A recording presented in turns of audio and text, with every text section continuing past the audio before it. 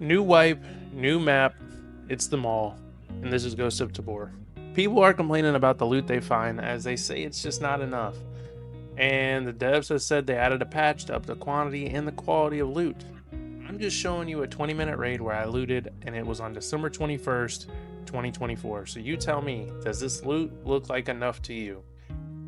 They have decided to make the game considerably harder with the scavs being smarter, and it seems like and they'll team up on you. And they have higher caliber weapons, and along with the traders being more difficult to level up, meaning it will take you longer to be able to buy good gear. Which brings me to my next point.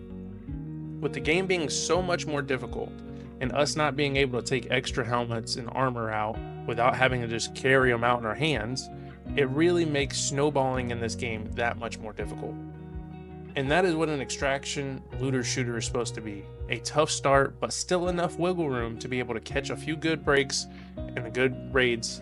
And if you die, you have another kit or two or enough money to be able to buy a new kit. And I know what you're gonna say, skill issue. Yes, you can claim that it's a skill issue, but the devs have stated that they only want players under 100 hours, which I'll get into that in another video. But for their audience, which is typically a younger audience, they aren't going to want a game that's so hard that doesn't have much payout. An extraction looter shooter is based on the dopamine of finding good loot and the adrenaline of taking that said good loot and trying to get out with it. But what you're getting is little to no good loot, or basically just mediocre loot at best, and still getting beamed left and right by the scavs that are tripled up or players who are grinding nonstop. And this isn't a shot at all the players who are nonstop grinding. There's nothing against that. But for your casual and younger audience, they still need a way to enjoy the game and have a somewhat level playing field. I understand this game is hard to make, but we've now seen what another studio that is a third of the size of Combat Waffle Studios can make, and I think Tabor should be held to a higher standard. It's almost as if they just threw this update together and didn't actually playtest it themselves. And did they even stop to think, would I want to play this? Is this game, is it the way it is right now? Are you able to go in and be able to get loot, take it out and enjoy it and bring it into the next raid, even if you die? And if you are dying left and right, is there a way to progress the traders at a level where you can actually buy good loot? With all that being said, I'm now going to show footage from Contractor's exfil zone and what does the loot look like there. So as I get into this next raid, let me just be very clear that I don't want this to come off as hate. All right, I want it to come off as constructive criticism.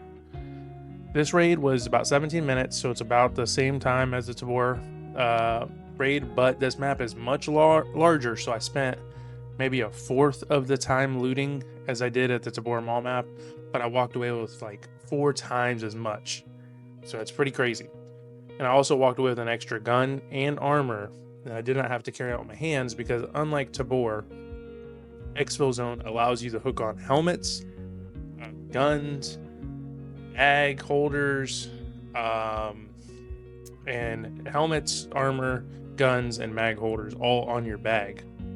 I would also like to point out that yes, in this raid I did find someone else's kit, but even still, I joined this as a scav raid, so I joined this raid coming in at the very tail end. I only had like literally 17 minutes left in the raid to get out, so everything was already looted. People have already fought. As you can see, most of the loot I show is already open, but there's so much extra loot in this game that people leave a bunch of loot behind, and it's not just cheap loot. I mean, a lot of this stuff is worth quite a bit of money, and a lot of people leave armor behind because the scavs have armor and helmets and backpacks. You know, there's stuff that gets just left behind that's very useful for people who aren't doing well in the wipe and can come in and grab loot. And that's the kind of thing that I think that they need to think about in the Tabor, is like making the game challenging but not too hard that people don't want to play it, if that makes any sense. And this is not to put exfil zone and Tabor against each other or to say Tabor sucks, because it definitely does not suck. But what I am saying is if this company can put this game together in less than a quarter of the time Combat Waffles has put together Tabor, then we should be allowed to expect more from Tabor. Tabor needs upgrades, and they also, in my opinion, need to listen to players. and especially your 100-hour liability players, which we'll get into that again in another video. And these 100-hour plus players are the ones who are bringing your new money players to the table. Your long-term players are an asset, not a liability, and I will be doing a much deeper dive into that, like I said, and giving my opinion on this game and Exozone and the devs behind them and what has been said. Again, I love Tabor. It's the whole reason I stream. It's the whole reason I make content. But with another game showing us what we as players and customers of a VR Tarkov copy of a game, it shows us what we deserve. So please take our opinions into consideration without just copping out to, oh, it's a skill issue, or lashing out at us. Please comment your thoughts below, and please subscribe if you enjoyed this video, and the Discord is linked in the description.